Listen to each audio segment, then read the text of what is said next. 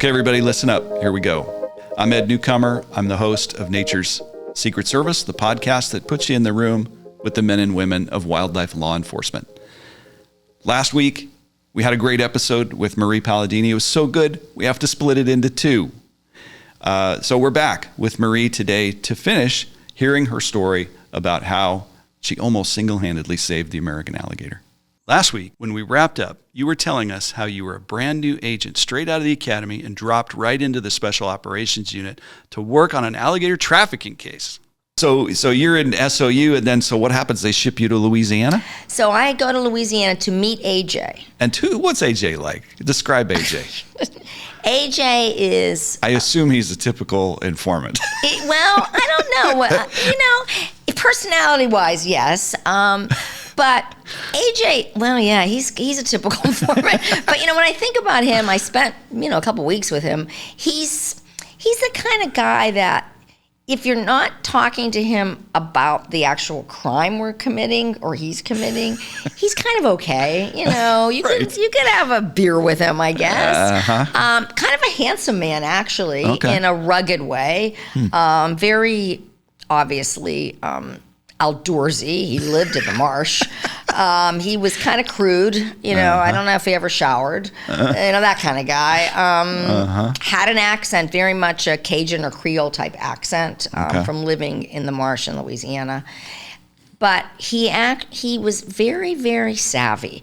He was the kind of guy that if you had to have an informant and work with him, you knew he was going to do what you needed to do to get the job done. That's interesting. He wasn't going to flake out on you, right? Which is a problem with informants, Yes. as you and I both know well. I resisted. I could never. I watched you work with informants during the time we worked together, and I worked for you. I couldn't understand how you had the patience to do it. I couldn't stand working with informants. They drove me crazy. It's hard. Yeah.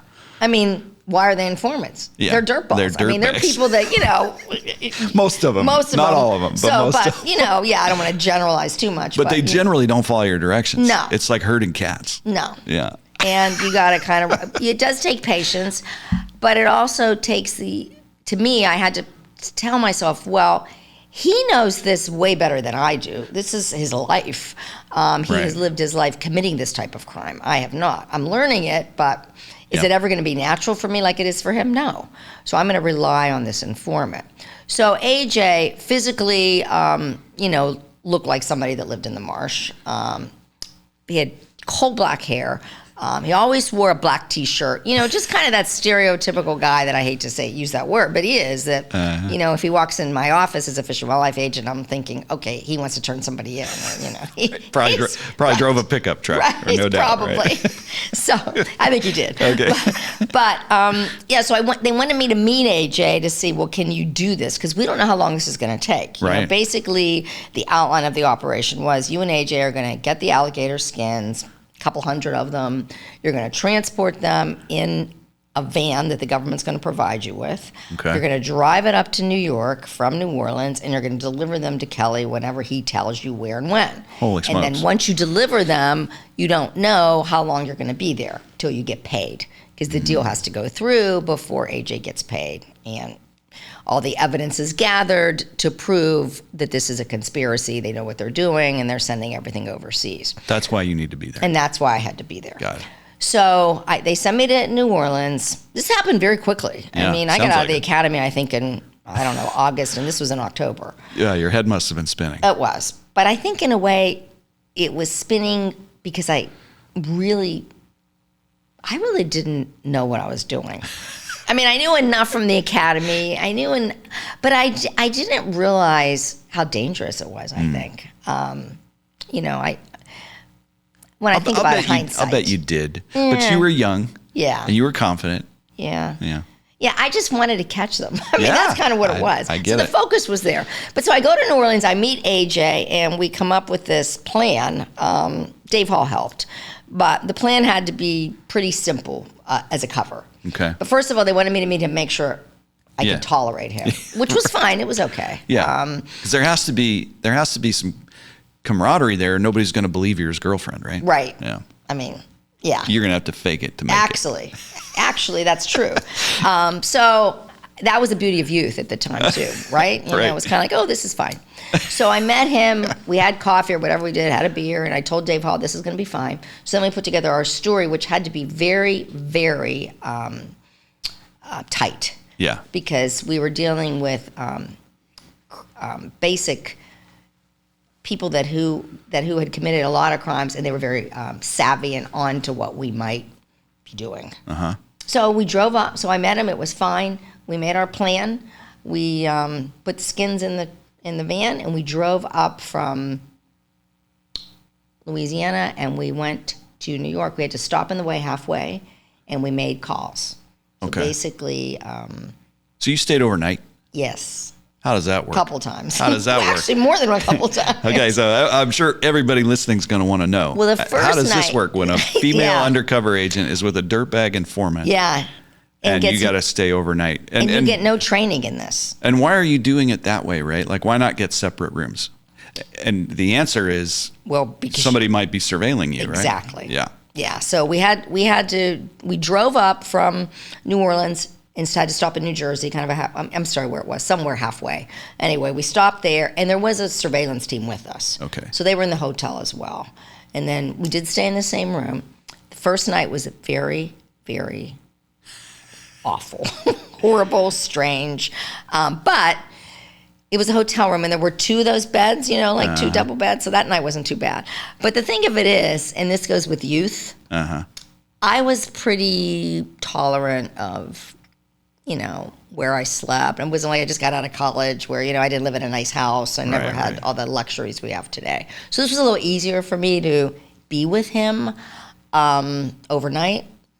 And I knew the other agents were next door.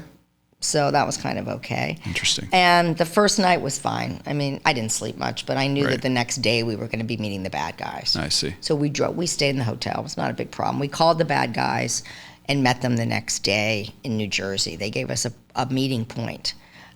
And the guy, Kelly's partner, was a guy named Greenblatt. And he gave us instructions.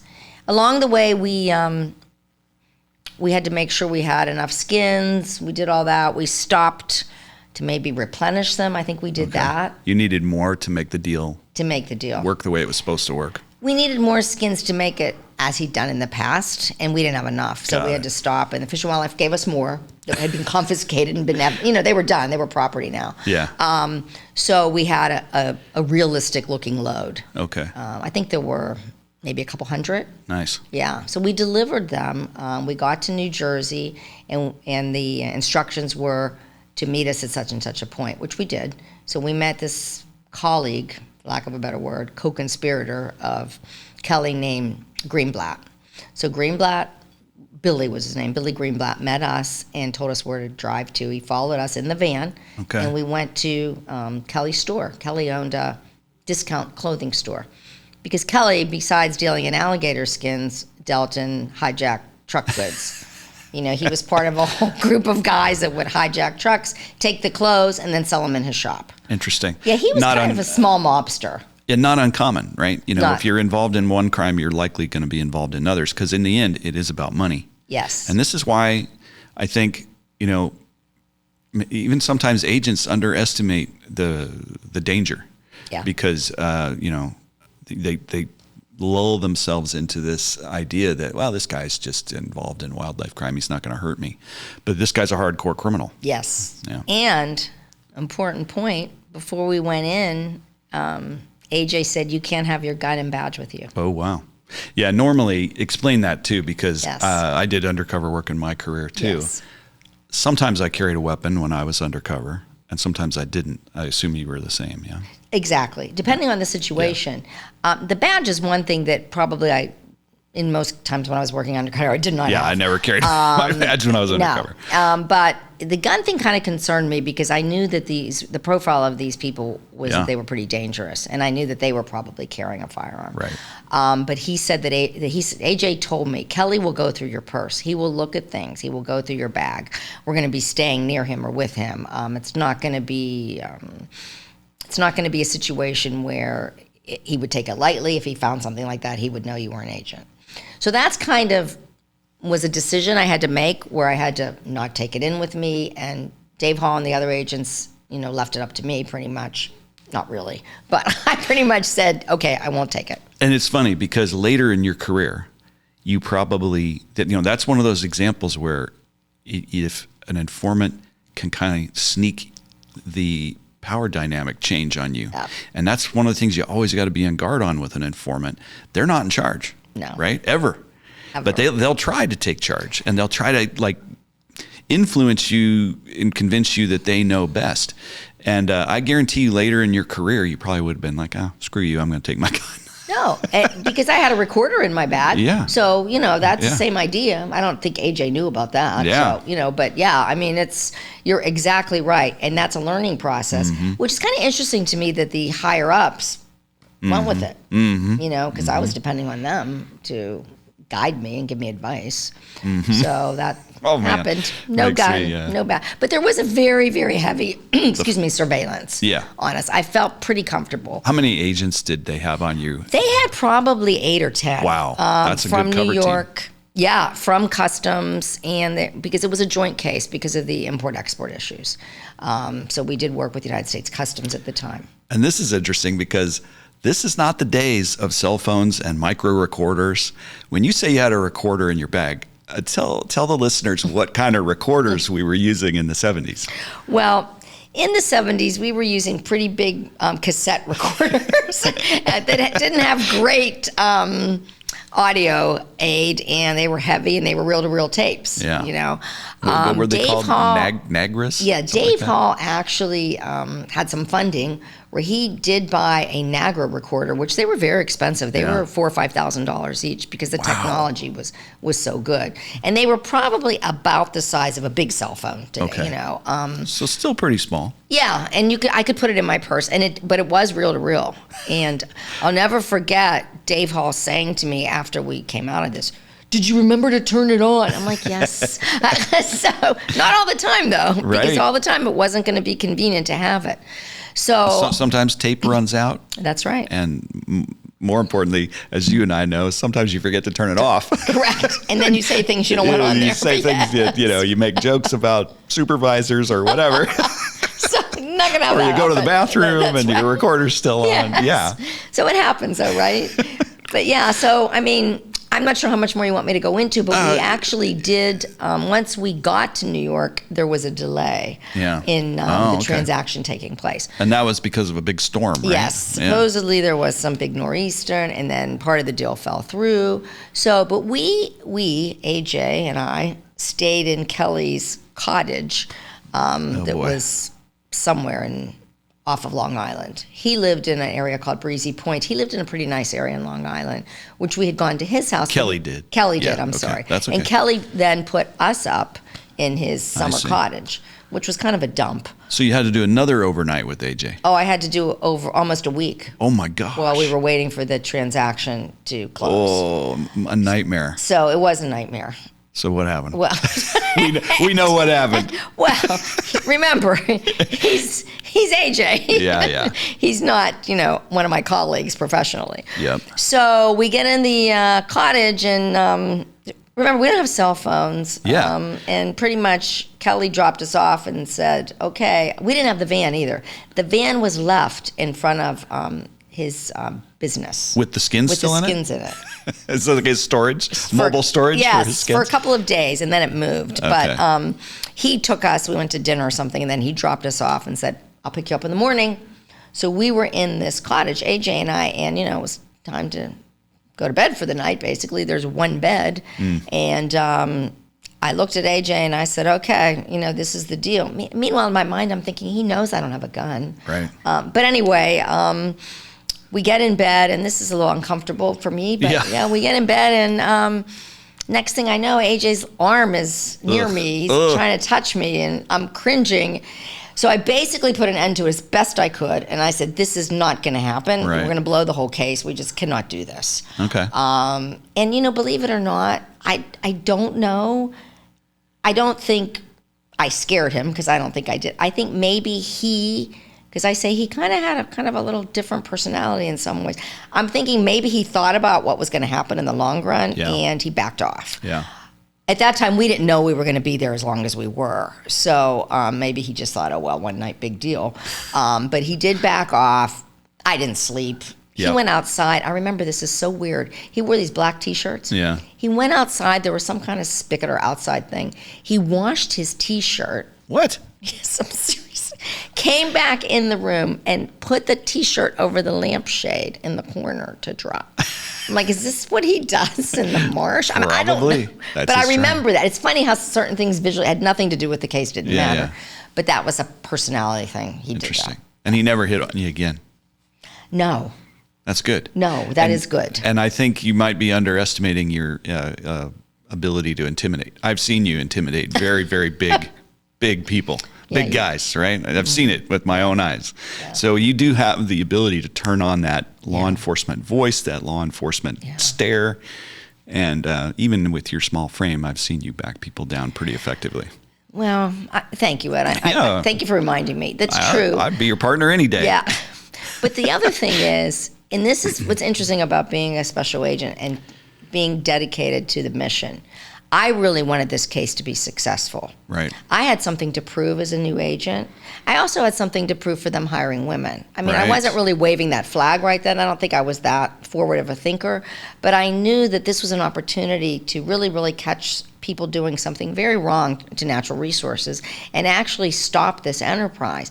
But we couldn't mess it up with something stupid like an informant putting the move on me. Exactly. And blowing the whole thing. So I really wanted him to not think he could do this again so that we could move forward with the case. Right. And we probably had a discussion about that. I don't really remember that part. I do remember, having to stop him from, being a guy, basically. Right. So, we moved on. And the next few days, I hung around the discount clothing shop with Kelly's wife. Yeah. This was a family operation. Kelly's wife was named Barbara. She was there. She would ask me questions all the time about how I knew AJ. And we had a good cover. It was short and sweet. I worked as a server back then. They were called a waitress. I got a job in the French Quarter, and AJ had been a bouncer. Which fit, and he had been actually. He had done stuff like that, so that worked. And I had actually been a waitress, through my years in college. Yeah. So that kind of worked out, and we had a name of a place where we met, and kind of left it at that. The best cover stories are always the ones that are closest to the truth. Exactly. Yeah. So it sounds like she was testing you a little bit. She was. Definitely, right? She It was. wasn't just curiosity. She was probing your cover. yeah. And you know what Interesting. else? Interestingly, I was thinking about. She asked me about the van. Really? Yes, because the van was mine. Ah. That was part of the cover too. So, how much did I pay for the van? Wow. Stupid question. Uh-huh. The only reason you'd ask that is to, test you. And, it's funny because that's something we actually talked about beforehand as part of our cover. Good. Because the Fish and Wildlife had it registered in cold plates. It was under my name in Pittsburgh, Pennsylvania, I think. So basically, I told her a number, I don't remember, like $900 or something that we had agreed upon. And later on, I found out, not during the week that we were there, that Kelly asked AJ the same thing about the van. No kidding. Yeah. Whoa. So they were testing us. Totally. Yeah, testing our cover. And he remembered, and that was fine. It's hers, and she let me use it. Speaking of the van, they did move it after the second day, and this is really sleazy. Greenblatt, who remember I said was Jack Kelly's partner. Right. Greenblatt took the van to, are you ready? Yeah. Kelly's mother's house in Brooklyn. Whoa. Drove it there, and the surveillance team saw him do all this. Unloaded the skins, or they had repackaged them in boxes, Okay. Or containers, that wooden boxes that were labeled machine parts, because they were getting ready to put them on Right, a they're ship to getting go ready to somewhere. smuggle 'em out. Yes. So he unloaded them. I think there were 4 or 5 of these wooden containers, and put them in the backyard of his mother's house. Nice. Nice guy, right? Yeah, right. So that's where they were stored.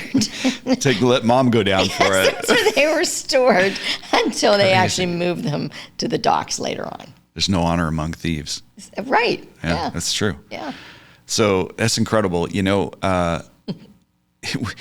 Thinking about Kelly's wife and Kelly testing your cover, a lot. I don't know how it was with you, but every undercover case I ever did, everybody always questioned me, right? They always, at some point, they asked me if I was a cop or a game warden or something, or they did similar tactics like what you're describing. And it's not necessarily because they think, I don't think anyway, I'd be interested to see what you think about this.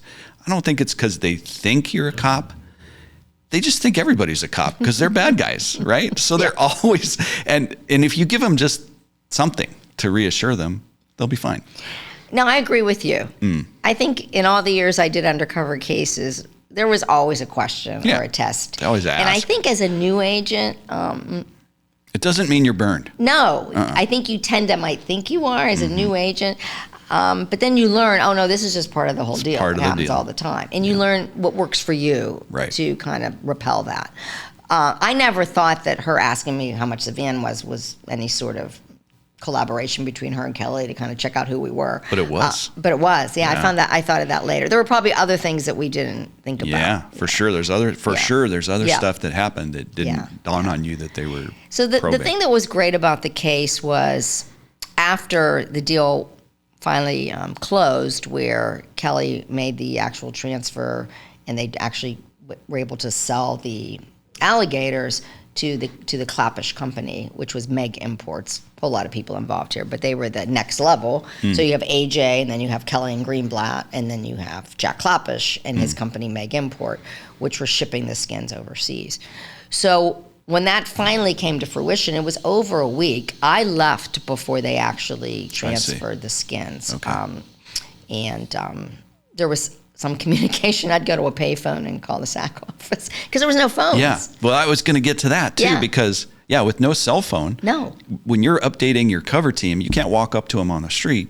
You're like running to the closest payphone, right? Yeah. There was a little pizza place around the corner from the discount clothing shop.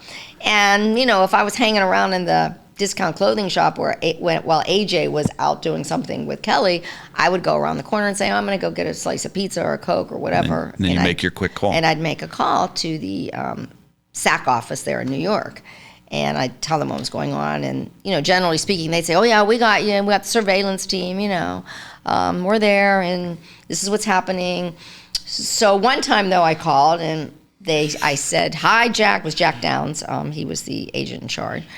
I said, well, it looks like the skins are going to be moved or whatever was coming up. Gave your that day. update, yeah. I tried to give him as much as I could because I couldn't really record everything. Yeah, or you're write not everything. recording everything. Yeah. So. And one day when I called, I almost lost my breath because he basically said, Marie, where are you? I'm like, the same place I always am.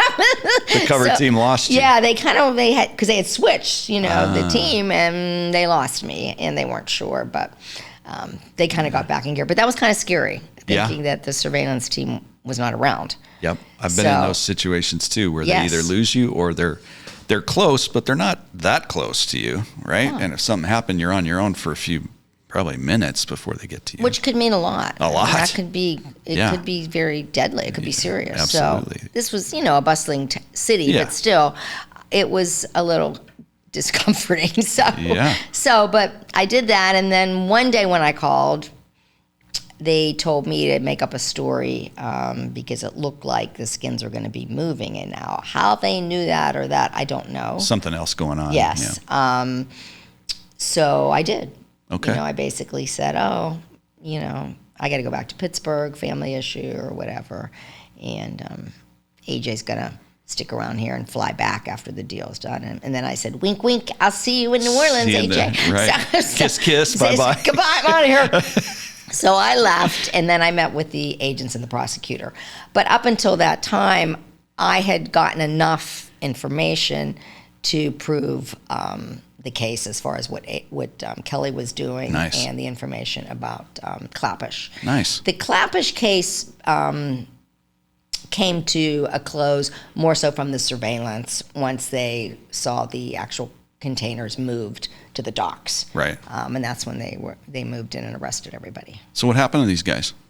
Well, I have to look at my notes.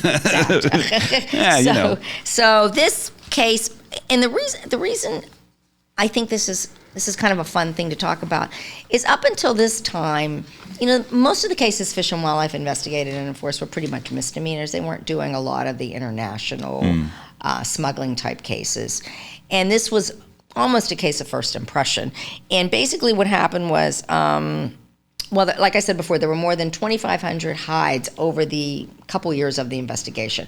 I was in on the last part of it, Right. which basically clinched it. Yeah, you're cleaning up the whole over chain. Correct. Yeah, There was a 2-year period where there was intelligence investigations, but this sewed it all up, so to speak. Right. So basically, what happened was, and the value of these skins back then was over $1 million street value. Wow. Which I did a little math with inflation. Yeah, what's that worth now? Today it'd be like Whoa, $5 million. $5 million. Worth of alligator hides. So the men were basically, they were pretty much, Kelly, the person that I investigated with AJ, Kelly, was actually pled guilty to conspiracy to violate the Endangered Species Act. Okay, felony. Yes, The felony. Endangered Species Act is not, but the conspiracy is, right. And he got, I can't remember exactly what he received. I don't know if I gave you He go to that. jail? I'm sorry? Did he go to jail? Yeah, he did go to jail. That's And he cool. was fined. Yeah. As was Greenblatt. Greenblatt did not go to jail. He was on probation and was fined a lot. Okay. And the other importer, the exporter, Meg Imports and Clappish, they basically were pled guilty to conspiracy to violate the Lacey Act, Which is a another felony. law, Another felony. that the Fish and Wildlife enforced, and they went to jail as well. Yeah. And the company was fined, I think, like $90,000. The company. Wow. Okay. So yeah, so I think it brought down their operation finally, and Do you ever have any evidence they started up again? no, You killed it. it killed it. Yeah. That's good. And I think not too long after that, I don't know this, I'd have to check with the biologist, the species started to come back. Yeah, for sure. Because now if anybody's in Florida on a golf course, they're going to see an alligator. All those people that lose their little dogs to alligators can curse They're you not for that happy one. about that. So, and the law has made provisions for people to raise them Yeah. in captivity, and so the skins are still available. It's just now they're legal. Yeah. Well, it gave the species chance to recover, and then they can be used sustainably, right? Yeah. And there's an interesting footnote to this about AJ and this pass that he made at you. And you told me this story when we were talking about prepping for this episode. What happened to AJ a few years later? Yeah. So AJ was one of those informants that the service wanted to use on other operations because he proved himself to be pretty valid. Now, Okay. a good informant. We know that he wouldn't be great testifying in court, of course, which is why you have an agent with him. Exactly. Which maybe I should have said earlier. Yeah. The fact that I was there, he might have been on the ground a lot, but the credibility of what happened and the evidence and what I saw and what I could testify to were really kind of the clinchpin to basically prosecute and get a 100%. successful prosecution. You're the professional. Correct. Yeah. He's the kind of the tool to use Exactly. to get there. So because he ended up doing a good job on this particular case, he was sought out several years later. There was an investigation going on in Region 1 where I eventually was assigned to in California, and it involved Northern California and the Klamath River and the actually salmon that were being poached by not necessarily Native Americans, but actually people posing as Native American, Right. white man trying to take advantage of the opportunity to salmon fish. Okay. Because indigenous people do have rights and Yep. white man does not. So there was an investigation going on, and basically the salmon were showing up in stores in Commercialization. Exactly, in San Francisco, all over the nation, and there were sometimes marks on them that showed they were caught in nets. So there was a kind of a suspicion that we need to get more involved, not in just what's being happened on the river, but in the actual commercialization of the salmon once they're taken from the river. So, the Saxworth, they're meeting again, and they decided, we've got this guy AJ. He's a chameleon. He can be anywhere. He can Right. fit in. So they hired him to work the salmon fisheries case. And he did. He was out on the river. He was working. And he actually did a pretty good job. And then lo and behold, I hear that he was arrested for rape Oof. while he was working for the Fish and Wildlife That must have Service. sent a shiver down your spine, huh? Well, yes. And it was very... Well, besides, it did send a shiver down my spine, like, whoa. But also it was kind of like... Why do you have to do this? I mean, he was kind of, he's not a good guy by a Right. long shot, but he was somebody that knew how to toe the line and work with Fish and Wildlife. Right. And then he kind of went off And Yeah. I don't know if he was ever convicted or if there was some sort of plea agreement, whatever happened. But I know that the Fish and Wildlife never used him again after that. Well, I didn't mind working with informants who were, law-abiding people who had information. I hated working with informants who were dirtbags. Yeah. Because of stuff like this. They're not thinking the way you and I think or the way law-abiding citizens think. And No. And that's the trade-off. It is. With informant type A or informant type B, right? Yeah. And usually informant type A, the AJ type, are going to get into the nitty-gritty of the dirty part, but you have to be able to tolerate them. Yeah, exactly. And that's hard. I mean, that's pretty much what agents with DEA have to do all the time. Oh, yeah. And different local police, depending LAPD. on your focus. But sometimes with Fish and Wildlife, we get somebody that's an informant and he's just mad because of a competitor. Yeah. He may not really be somebody that's a career criminal in the sense of being a nasty, dirty person, kind of. Yeah. That makes sense. I had some good ones over the years. Yeah. They were really good. Yeah. In fact, you connected me with two of the best I ever had for caviar. Yeah. But I had some that I couldn't stand. And I very quickly stopped working with them. You know what I mean? No, I know. Very quickly transitioned into an undercover. It's hard. So Marie, Yes. on behalf of the alligators, thank you for the You're work that you welcome. did. It's fascinating. There's so much more to talk about. I want to have you back for sure to tell other stories and talk about other things. One thing that's funny, when you first talked about when I came to the office, and this is again another compliment to you, you said that I had come and I was eager to do undercover work. Your memory of that is not correct. When I came out of the academy, I had decided I don't want to do undercover work. I wanted to just do overt cases. I wanted to flip the creds, go out, do the interviews, do the investigations, do the subpoenas, and make the cases. Screw this undercover work. Because when I was in the academy, I learned it's a lot of work. I mean, it's a lot of work. Mm-hmm. You're working weird hours, and then afterwards you have to write all these extra reports, summarize audio. If you're running an undercover business, you have to take care of books. I didn't want to do it. But when I started to work with you and you were talking about it and you were encouraging me to do it and you were showing me how to do it, I realized it's an incredibly valuable tool and I had to do it. And then I ended up loving it. Yeah. So it's funny. Yeah. I did end up liking it, but that was only because I think I learned how to do it correctly, which thank you for that. Well, you're welcome. Yeah. It's kind of I don't know, it's a nice combination. I think that was one of the nice things about working for Fish and Wildlife as well. Once I was no longer in SOU when I moved to California, is you still have the luxury of working your own undercover cases if you want. Yeah, if you want to. You don't always have to be the coat and tie person, going to do interviews. And it's a nice mix. For me, like I said, I enjoyed the undercover work, but you're right. I didn't really get into the part of when you do set up a business and you have to have a cover and you have to have all your ducks in a row, so to speak.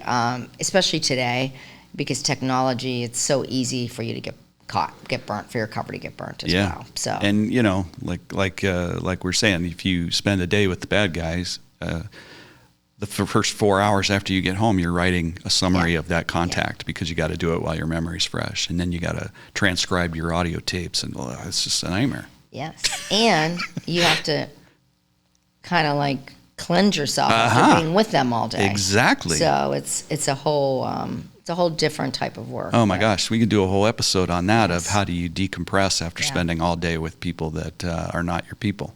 Right? Because you go back home and your spouse, your siblings, your brother, sister, your neighbor, they expect you to go back to being Marie Palladini, but you just spent all day being a dirtbag. Yeah. Right. That's true. Or hanging out with them. Yeah. So you kind of need that time to decompress. But maybe we'll do a whole episode on that. That would be a good one. Yeah. All right.